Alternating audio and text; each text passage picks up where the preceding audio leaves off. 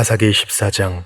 삼손이 딥나로 내려갔다가 그곳에서 블레셋 사람들의 딸들 가운데 한 여자를 보았습니다. 그가 돌아와서 그의 아버지와 어머니에게 말했습니다.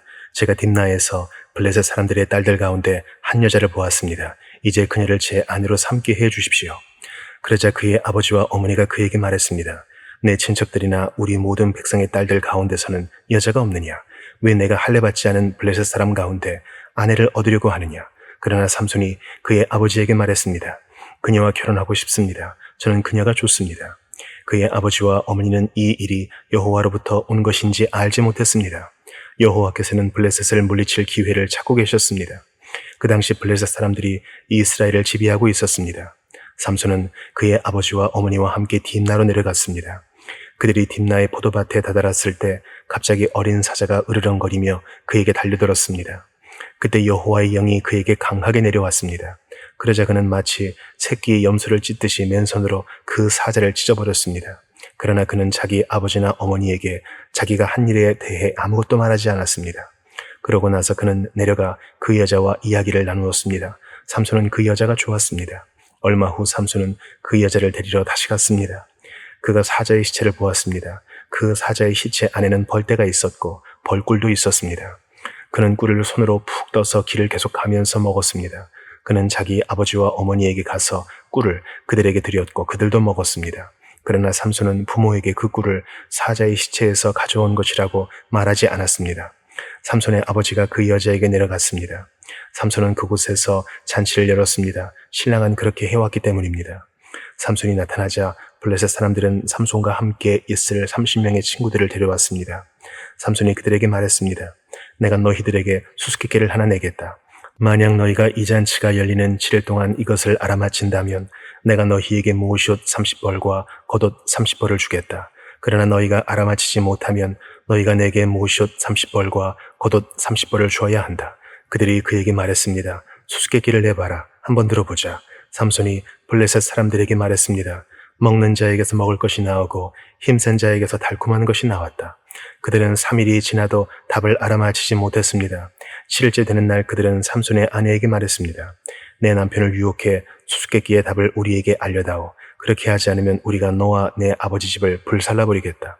너희는 우리 것을 빼앗으려고 우리를 초대한 것이냐? 그렇지 않느냐? 그러자 삼손의 아내는 삼손 앞에서 울며 말했습니다. 당신은 저를 미워하는군요. 당신은 저를 사랑하지 않아요. 당신이 내 백성들에게 수수께끼를 내고 내게 답을 가르쳐주지 않고 있어요. 삼손이 그녀에게 말했습니다. 보시오. 그것은 내 아버지와 내 어머니에게도 말해주지 않았소. 그런데 당신에게 말해준단 말이오. 그녀는 잔치가 열리는 7일 동안 그 앞에서 울었습니다. 그러다가 7일째 되는 날 삼손은 아내가 자꾸 졸라대는 통에 그녀에게 그만 말하고 말았습니다. 그러자 그녀는 자기 백성에게 수수께끼의 답을 알려주었습니다. 7일째 되는 날 해질 무렵 그 성읍의 사람들이 그에게 말했습니다. 꿀보다 더 단 것이 무엇이냐? 사자보다 더 센 것이 무엇이냐? 삼손이 그들에게 말했습니다. 너희가 내 암송아지로 밭을 갈지 않았더라면 내 수수께끼를 알아맞히지 못했을 것이다. 그때 여호와의 영이 그에게 강하게 내려왔습니다. 그는 아스글론으로 내려가 그쪽 사람 30명을 죽이고 그들의 물건들을 약탈해 가져왔습니다. 그러고는 수수께끼를 답한 사람들에게 겉옷을 주었습니다. 그는 화가 잔뜩 났습니다. 그는 자기 아버지의 집으로 올라갔습니다. 한편 삼손의 아내는 그의 잔치에 삼손과 함께 있던 한 친구에게 주어졌습니다. 사도행전 18장. 이 일 후에 바울은 아테네를 떠나 고린도로 갔습니다. 그곳에서 그는 아굴라라는 유대 사람을 만났습니다. 그는 본도에서 출생한 사람인데 유대 사람들은 모두 로마를 떠나라는 클라우디오 황제의 칙령 때문에 얼마 전 자기 아내 브리스길라와 함께 이탈리아에서 내려온 것입니다. 바울은 그들을 찾아가 그들과 함께 일하며 지냈습니다. 바울도 그들과 마찬가지로 천막 만드는 일을 했기 때문입니다. 안식일이면 그는 회당에서 토론하며 유대 사람들과 그리스 사람들을 설득하고자 했습니다. 실라와 디모데가 마케도니아에서 오자 바울은 말씀 전하는 데만 전념해 예수가 그리스도이심을 유대 사람들에게 증언했습니다. 그러나 유대 사람들은 바울에게 대들며 욕설을 퍼부었습니다. 바울은 자기 옷의 먼지를 떨며 단호하게 그들에게 말했습니다. 여러분들이 멸망해도 그것은 여러분들의 책임입니다. 나는 이제 책임이 없습니다. 이제 나는 이방 사람들에게 가겠습니다. 그러고 나서 바울은 회당을 떠나 디도 유스도라는 사람의 집으로 갔습니다. 그는 하나님을 경외하는 이방 사람인데 그의 집은 회당 바로 옆에 있었습니다. 회당장 그리스보와 그 온 집안이 주를 믿게 됐고 바울의 말을 들은 다른 많은 고린도 사람들도 믿고 세례를 받았습니다. 어느 날 밤 주께서 환상 가운데 바울에게 말씀하셨습니다. 두려워 마라. 잠잠히 있지 말고 말하여라. 내가 너와 함께 있으니 아무도 너를 해치지 못할 것이다. 이 도시에는 내 백성이 많다. 그래서 바울은 그곳에 1년 반 동안 머물면서 그들에게 하나님의 말씀을 가르쳤습니다. 갈리오가 아가야 지방의 총독이었을 때 유대 사람들이 일제히 들고 일어나 바울을 잡아 법정으로 끌고 가 이 사람이 율법에 어긋난 방법으로 하나님을 섬기라고 사람들을 설득하고 있습니다. 라고 고소했습니다. 바울이 막 입을 열려고 하는데 갈리오가 유대 사람들에게 말했습니다. 크든 작든 무슨 죄가 있어 당신네 유대 사람들이 불평한다면 내가 들어줄 만하오. 그러나 그것이 언어와 명칭과 당신네 유대 사람들만의 율법과 관련된 것이라면 당신들 스스로 알아서 해결하시오. 나는 그런 일에 재판자가 될 수 없어. 그리고 그들을 법정에서 쫓아냈습니다. 그러자 그들 모두는 회당장 소스데네를 붙들어 법정 앞에서 그를 마구 때렸습니다. 그러나 갈리오는 이 일에 전혀 상관하지 않았습니다. 바울은 얼마 동안 고린도에 머물렀습니다. 그러고 나서 그는 형제들과 작별하고 배를 타고 시리아로 가게 됐는데 그때 브리스길라와 아굴라도 동행했습니다. 배를 타고 출항하기에 앞서 바울은 전에 서운했던 것이 있어서 겐그레아에서 머리를 깎았습니다. 그들은 에베소에 도착했습니다. 바울은 브리스길라와 아굴라를 그곳에 남겨두고 혼자 회당에 들어가서 유대 사람들과 토론했습니다. 좀 더 머물러 달라는 그들의 요청을 바울은 뿌리쳤습니다. 그러나 그는 떠나면서 하나님의 뜻이라면 다시 돌아오겠습니다. 라고 말했습니다. 그러고 나서 그는 배를 타고 에베소를 떠났습니다. 그는 가이사랴에 도착해서 예루살렘 교회에 올라가 인사한 뒤 안디옥으로 내려갔습니다. 안디옥에서 얼마 동안 지내던 바울은 그곳을 떠나 갈라디아와 부르기아 지방을 두루 돌며 모든 제자들에게 힘을 북돋워 주었습니다.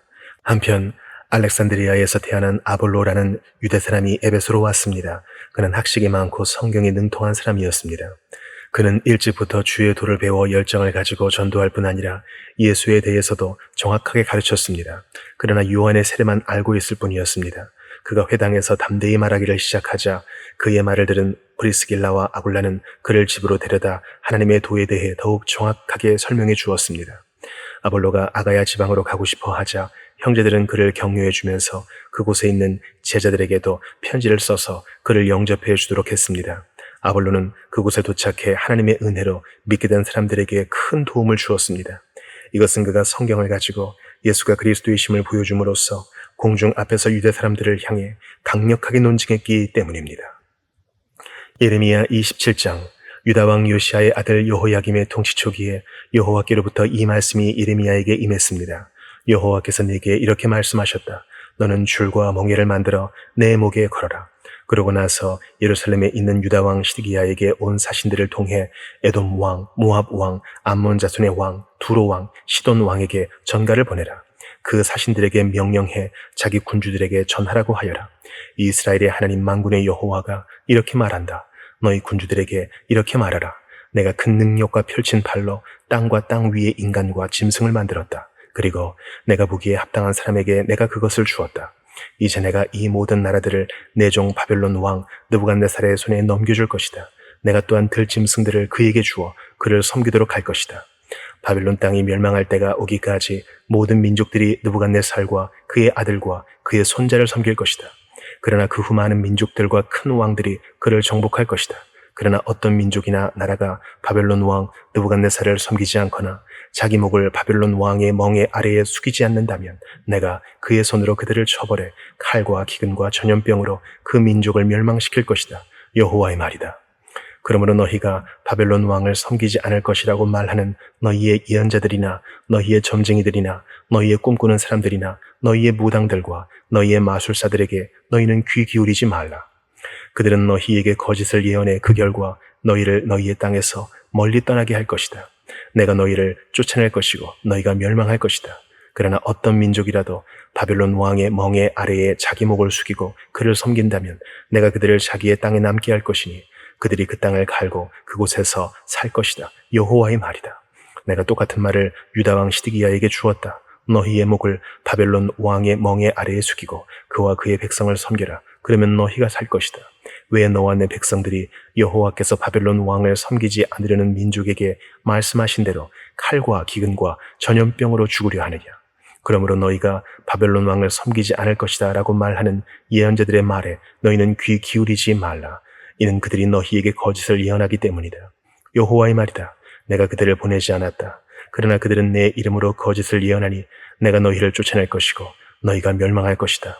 너희도 너희에게 예언하는 예언자들도 다 멸망할 것이다. 그러고 나서 제사장들과 이 모든 백성에게 내가 말했다. 여호와가 이렇게 말한다. 보라, 여호와의 집의 기물들이 바벨론에서 이제 속히 돌아올 것이다 라고 너희에게 예언하는 너희 예언자들의 말에 너희는 귀 기울이지 말라. 이는 그들이 너희에게 거짓을 예언하고 있기 때문이다. 너희는 그들의 말에 귀 기울이지 말고 바벨론 왕을 섬기라. 그러면 너희가 살 것이다. 이 성읍이 왜 폐허가 되어야 하느냐? 만약 그들이 예언자라면 그리고 여호와의 말씀이 그들과 함께 한다면 그들로 하여금 만군의 여호와께 간청해 여호와의 집과 유다 왕의 집과 예루살렘에 남아있는 기물들이 바벨론으로 가지 못하도록 해야 할 것이다. 기둥들과 청동 바다와 받침대와 이 성읍에 남아있는 다른 기물들에 대해서 만군의 여호와가 이렇게 말한다. 바벨론 왕 느부갓네살이 유다 왕 여호야김의 아들 여고니아를 유다와 예루살렘의 모든 귀족들과 함께 예루살렘에서 바벨론으로 포로로 잡아갈 때 가져가지 않았던 여호와의 집과 유다 왕의 집과 예루살렘에 남아있는 기물들에 대해서 이스라엘의 하나님 만군의 여호와가 이렇게 말한다. 그것들이 바벨론으로 옮겨질 것이고 내가 그것들을 돌아볼 그날까지 거기 남아있을 것이다. 후에 내가 그것들을 가져와 이곳에 다시 둘 것이다. 여호와의 말이다. 마가복음 13장, 예수께서 성전을 떠나실 때 제자들 가운데 한 사람이 말했습니다. 선생님, 저것 좀 보십시오. 저 큰 돌들 하며 웅장한 건물 좀 보십시오. 예수께서 그에게 말씀하셨습니다. 이 훌륭한 건물들을 보느냐? 여기 있는 돌 하나도 그냥 쌓여있지 않고 하나같이 모두 무너질 것이다. 예수께서 성전 맞은편 올리브산에서 앉아 계실 때에 베드로와 야고보와 요한과 안드레가 따로 나와 예수께 물었습니다. 말씀해 주십시오. 그런 일이 언제 일어납니까? 그런 일이 다 이루어질 무렵에는 어떤 징조가 있겠습니까?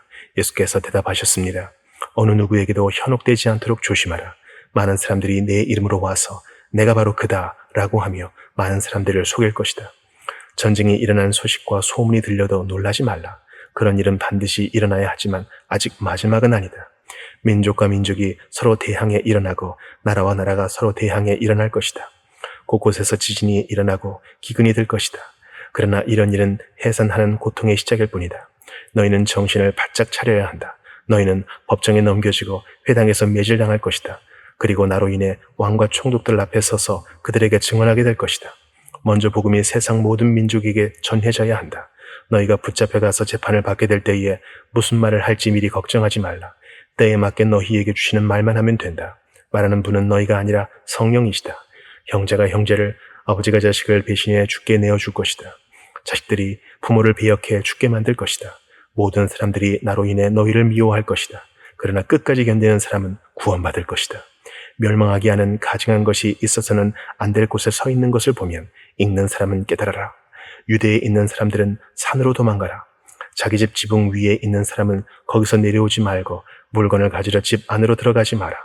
들에 있는 사람은 겉옷을 가지러 돌아가지 마라. 임신한 여인들이나 젖 먹이는 어머니들에게는 그날들이 얼마나 끔찍할지 모른다. 이런 일이 겨울에 닥치지 않도록 기도하라. 그때가 환난의 날들이 될 것이기 때문이다.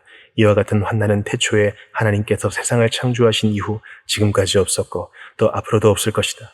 주께서 그날들을 줄여주시지 않았더라면 아무도 살아남지 못할 것이다.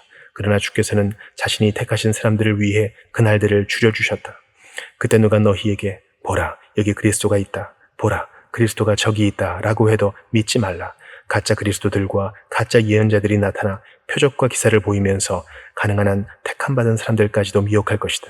그러므로 정신을 바짝 차리라. 그때가 오기 전에 이 모든 것을 너희에게 미리 일러두는 것이다. 그러나 환난이 지나가면 해가 어두워지고 달이 빛을 내지 않을 것이며 별들이 하늘에서 떨어지고 하늘의 세력들이 무너질 것이다. 그때 사람들은 인자가 큰 권능과 영광 가운데 구름을 타고 오는 것을 볼 것이다.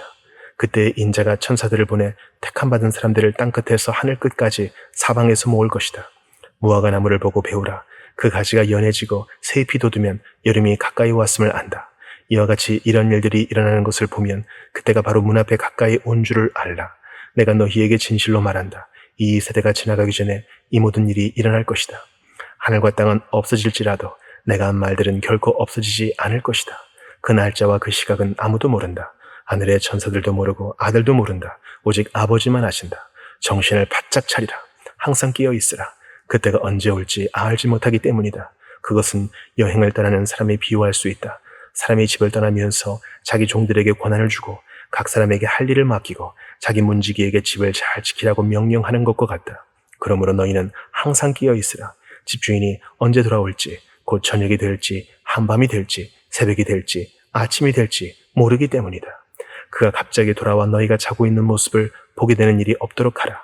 내가 너희에게 하는 이 말은 모든 사람에게 하는 말이니 깨어 있으라.